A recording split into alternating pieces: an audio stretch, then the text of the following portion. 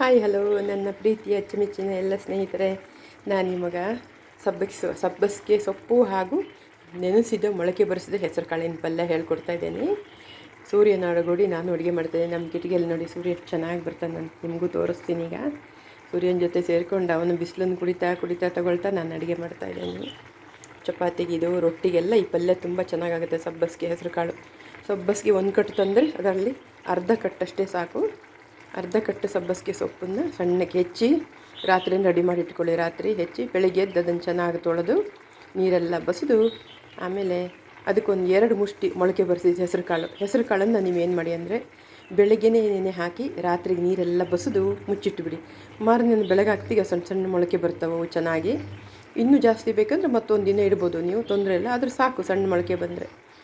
ಈಗ ನಾನು ನಿಮಗೆ ಹೇಗೆ ಪಲ್ಯ ಮಾಡೋದು ಅದನ್ನು ಮಾಡಿದ್ದೀನಿ ನಾನು. ಏಕೆಂದರೆ ಬೆಳಗ್ಗೆ ಮುಂಚೆ ವಿವರಣೆ ಕೊಡೋಕ್ಕಾಗಲ್ಲ. ನಾನು ಎಲ್ಲವೂ ನಿಧಾನವಾಗಿ ನಿಮಗೆ ತಿಳಿಸ್ತೀನಿ. ತುಂಬ ರುಚಿಯಾಗಿರುತ್ತೆ ಚಪಾತಿ ರೊಟ್ಟಿಗೆ. ಈಗ ಸೂರ್ಯನ ಜೊತೆಗೂಡಿ ನಾನು ನಿಮಗೆ ಬೆಳಗ್ಗೆ ಎದ್ದು ಟಿಫನ್ ಮಾಡೋ ತೋರಿಸ್ತೀನಿ.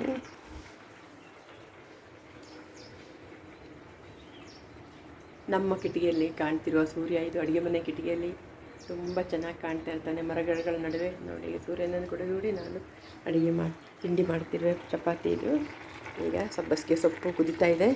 ಸಬ್ಬಸಿಗೆ ಸೊಪ್ಪು ಮತ್ತು ಮೊಳಕೆ ಬರಿಸಿದ ಹೆಸರು ಕಾಳು.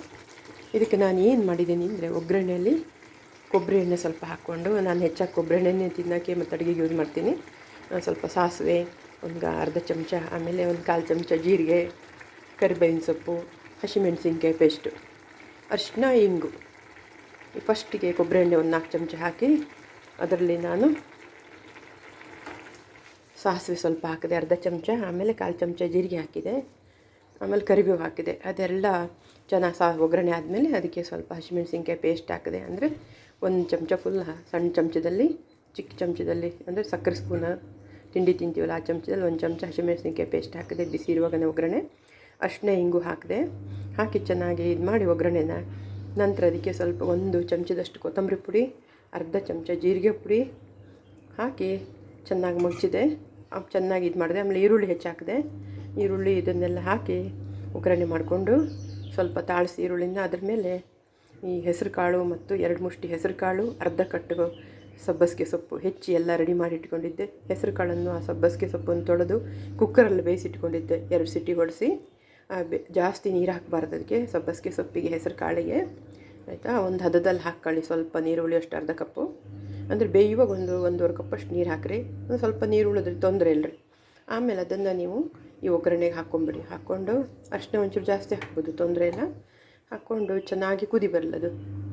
ಚೆನ್ನಾಗಿ ಕುದ್ಮೇಲೆ ಅದಕ್ಕೆ ರುಚಿಗೆ ತಕ್ಕಷ್ಟು ಸ್ವಲ್ಪ ನಿಂಬೆಹಣ್ಣು ಬೇಕು ಅಂತಿಲ್ಲ, ನಿಮಗೆ ಟೇಸ್ಟಿಗೆ ಬೇಕಾದರೆ ಸ್ವಲ್ಪ ಬೆಲ್ಲ. ಆಮೇಲೆ ಈ ಗುರೆಳ್ಳು ಪುಡಿ ಇರುತ್ತಲ್ಲ ಅದನ್ನು ಸ್ವಲ್ಪ ಉದುರಿಸಿ ಮೇಲಿಂದ. ನಮಗಿದು ಬಯಲುಸೀಮೆದು ಪಲ್ಯ ಟೈಪ್ ಮಾಡಿದ್ದೀನಿ. ಯಾಕೆಂದರೆ ಈ ಪಲ್ಯ ರೊಟ್ಟಿ ಚಪಾತಿಗೆ ಎಲ್ಲದಕ್ಕೂ ತುಂಬ ಚೆನ್ನಾಗಾಗುತ್ತೆ.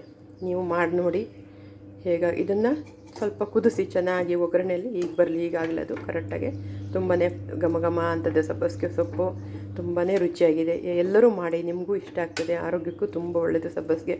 ಈ ಸಬ್ಬಸಿಗೆ ಸೊಪ್ಪು ಏನಂದರೆ ಬೆನ್ನು ನೋವಿಗೆ ಇದಕ್ಕೆಲ್ಲ ಭಾರಿ ಒಳ್ಳೆಯದಿದು.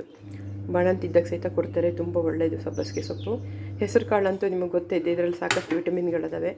ಹಾಗಾಗಿ ಈ ಒಂದು ಪಲ್ಯ ಇದೆಲ್ಲ ನಾವು ಮನೆಯಲ್ಲೇ ಎಲ್ಲ ಜೀರಿಗೆ ಕೊತ್ತಂಬರಿ ಪೌಡ್ರೆಲ್ಲ ಮಾಡ್ಕೊಂಡಿದ್ರಿಂದ ನಮಗೆ ಹೊರಗಿಂದ ಏನೂ ಸಿಗಲ್ಲ. ಸೊಪ್ಪು ಎಲ್ಲ ತುಂಬ ಚೆನ್ನಾಗಿರುತ್ತೆ, ಆರೋಗ್ಯನೂ ಚೆನ್ನಾಗಿರ್ತದೆ. ಯಾವುದೇ ಇದಿರಲ್ಲ ಇದರಲ್ಲಿ. ಎಲ್ಲರೂ ಮಾಡಿ ತಿನ್ನಿ, ಆರೋಗ್ಯವಾಗಿರಿ, ಚೆನ್ನಾಗಿರಿ. ಹೇಗಾಗಿದೆ ಹೇಳಿ. ನಿಮ್ಮ ಕಾಮೆಂಟ್ಗೆ ಕಾಯ್ತಿರ್ತೀನಿ. ಧನ್ಯವಾದಗಳು.